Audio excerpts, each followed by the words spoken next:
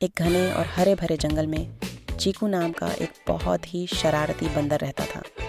वो जितना नटखट था उतना ही प्यारा भी था, लेकिन उसे हर किसी के साथ मजाक करने में बहुत आनंद आता था। चीकू को केले सबसे ज़्यादा पसंद थे और वो अक्सर केलों के बड़े बड़े गुच्छे लेकर पेड़ों पर उछलता कूदता रहता था। उसकी शरारतें पूरे जंगल में मशहूर थीं, लेकिन कभी कभी उसकी शरारतें दूसरों के लिए परेशानी का कारण बन जाती थीं।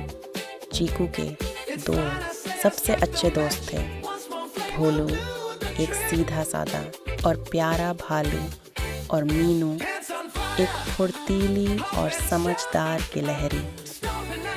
वे तीनों साथ में खेलते, घूमते और जंगल की सैर करते थे। चीकू अक्सर उनके साथ भी छोटी मोटी शरारतें करता था, लेकिन वे उसकी आदतों को जानते थे और ज़्यादातर समय उसकी बातों पर हंस देते थे। एक दिन जब सूरज की सुनहरी किरणें जंगल को रोशन कर रही थीं, चीकू के मन में एक बड़ी शरारत करने का विचार आया। उसने सोचा कि आज वो अपने दोस्तों के साथ कुछ ऐसा मजाक करेगा जिसे वे कभी नहीं भूलेंगे। उस दिन भोलू भालू ने बड़े ही चाव से एक ऊंचे पेड़ पर लगे छत्ते से मीठा मीठा शहद निकाला था और उसे एक बड़े पत्ते में लपेटकर अपनी गुफा में रखाया था। वहीं दूसरी तरफ मीनू गिलहरी ने भी दिन भर मेहनत करके सर्दियों के लिए अखरोट और दूसरे स्वादिष्ट मेवे इकट्ठे किए थे और उन्हें अपने पेड़ के खोखले तने में छिपा दिया था। चीकू यह सब छिपकर देख रहा था।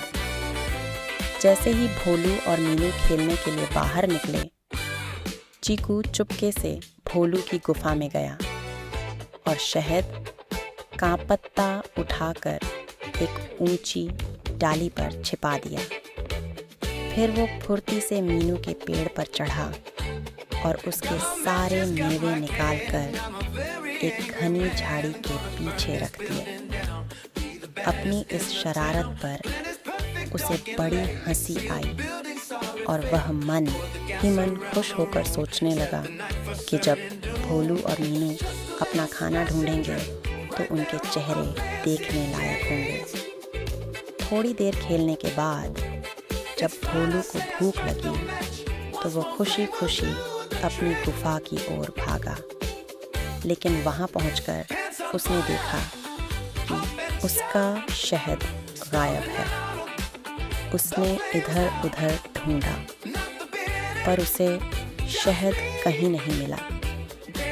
वह बहुत उदास हो गया क्योंकि उसने बड़ी मुश्किल से वो शहद निकाला था।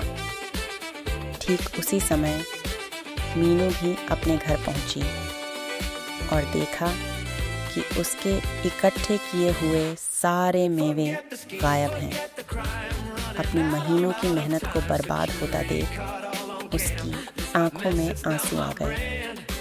दोनों दोस्त एक दूसरे के पास पहुंचे और अपना दुख बांटने लगे।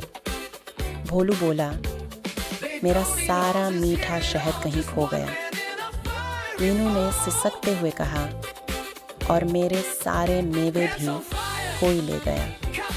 उन्हें इस तरह दुखी और परेशान देखकर चीकू, जो दूर एक पेड़ पर बैठा सब देख रहा था, का दिल पसीज गया।